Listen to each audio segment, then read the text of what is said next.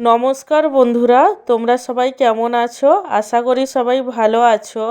আমার চ্যানেলে তোমাদের সবাইকে স্বাগত জানাই। আজকে আমার লাঞ্চের থালিতে কি কি মেনু আছে সেটাই তোমাদের সাথে শেয়ার করব। আজকে আমার লাঞ্চের থালিতে আছে সাদা ভাত, আর তার সাথে আছে ফুলকপি এবং আলু দিয়ে মাছের ঝোল।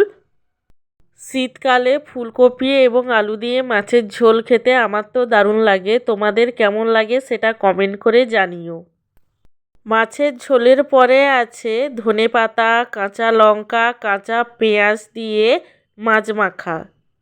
সব শেষে আছে বেগুন ভাজা।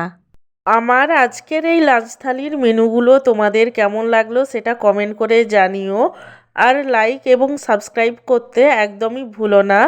সব শেষে সবাইকে জানাই অসংখ্য ধন্যবাদ ভিডিওটি দেখার জন্য।